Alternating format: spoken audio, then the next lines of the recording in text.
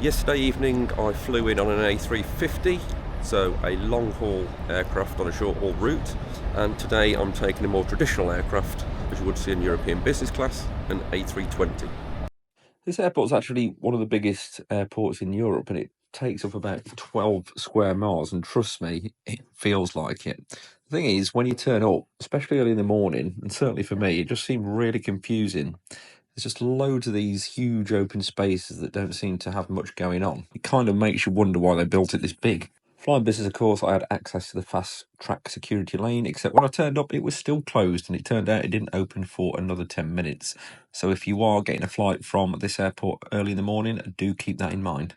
Okay, so I was through security, but the mission still wasn't over. I needed to get to Terminal T4S, which is the satellite terminal away from the main Terminal 4.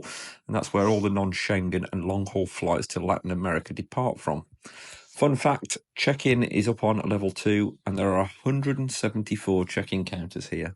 Yes, this place is huge. To actually get to T4S, you need to take the APM, that's the Automated People Mover, which is all the way down on level -2. But finding it certainly was not the easiest. The signage could definitely be clearer.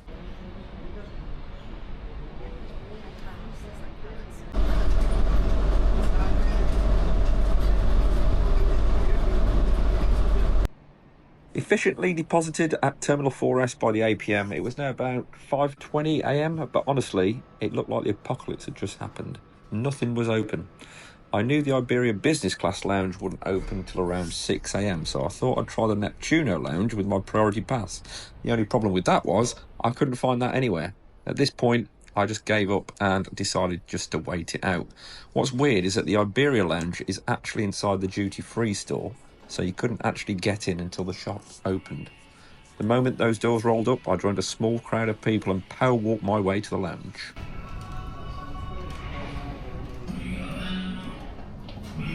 My first impressions of the Velázquez Lounge is that it was very clean, very sleek and very modern in its design. It is long and narrow, but the big perk is all this glass, which gives you great views of the tarmac. Unfortunately, the downside, if you need to get from one end to the other, it is a bit of a trek.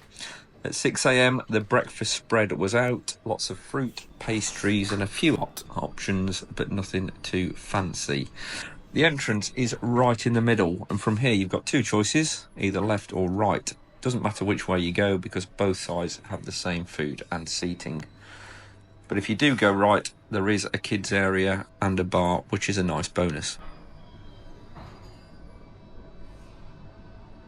At this point, I'm heading all the way from one end of the lounge to the other. I'm just trying to demonstrate just how long it actually is.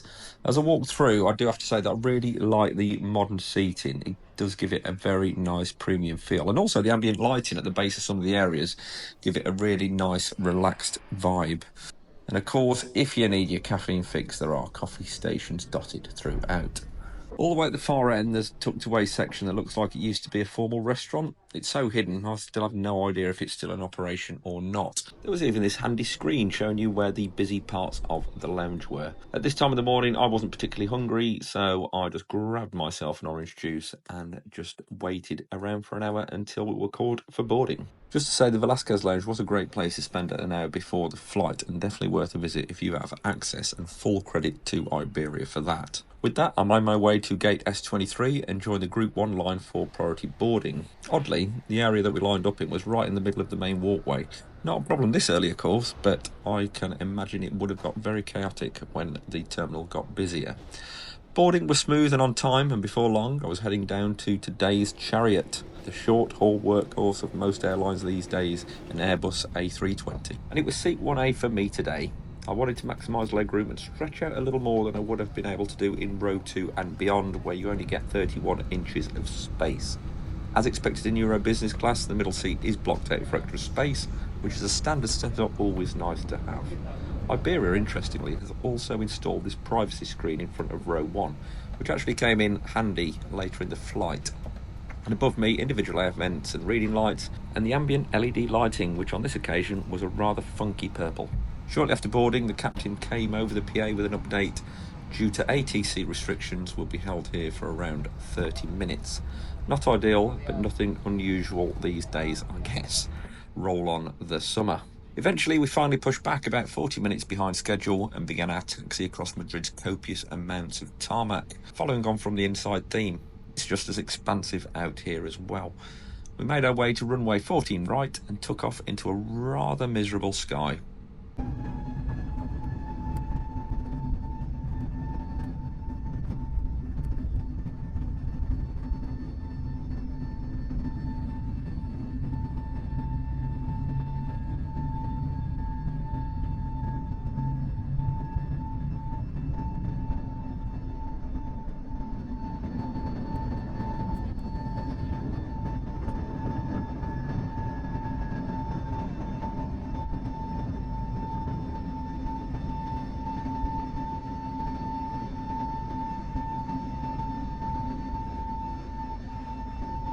Once up in the air, I attempted to connect to the free Wi-Fi to use WhatsApp.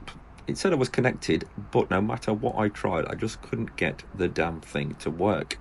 So I gave up and decided just to relax for the next 30 minutes until the meal service arrived. I tried out the seat wings to get a little bit more comfortable, but honestly, I never feel like they give enough support. I don't know if it's just me or not, but do let me know in the comments if you have the same issue. Here's a perfect demo of why that screen was actually handy, somewhere to hang your coat out of the way. And being in the front row, the tray table folded out from the right armrest. And I have to say, it deployed with smoothness and efficiency. What more could you want from a tray table? Simple, sturdy, and ready for whatever's coming next. And it was breakfast that came next. An omelette, croissant, fruit, orange juice, and a coffee. All of a good standard, I'd say. And there was even a refill on the coffee offered, which hit the spot nicely. After breakfast, the rest of the flight was pretty uneventful. I just sat back, relaxed, and enjoyed the view from out of the window. And as we approached the UK, I got some great views of the coast. And surprisingly, the weather here was far better than what we'd left behind in Spain. So that wraps up my experience flying Iberia Business Class from Madrid to London. So to summarise, first off, Madrid Airport. It's vast and it can be tricky to navigate, especially if it's your first time. But as long as you can make your way to T4S for UK departures, you'll be sorted. The highlight for me was definitely the Velázquez Business Lounge. It's modern, it's spacious, and it's very well equipped. I imagine the experience would have been even better later in the day, but kudos to Iberia on this one. This was definitely a solid lounge. As for the flight itself, well, did exactly what it said on the tin. European business class is what it is, and the meal was of a good standard. I did enjoy it. But for me, the defining factor is always the crew. As the saying goes, people don't always remember what you do, but they do remember how you make them feel. And unfortunately, much like my outbound flight, the crew today felt a little distant. Other than serving food, they were somewhat elusive and not as warm or engaging as you'd hope. I've had better, and on this occasion, I'd say BA definitely does it better. And let me know your thoughts in the comments. Have you flown Iberia Business Class? And if so, what was your experience like? Thanks for watching, and I'll see you in the next one.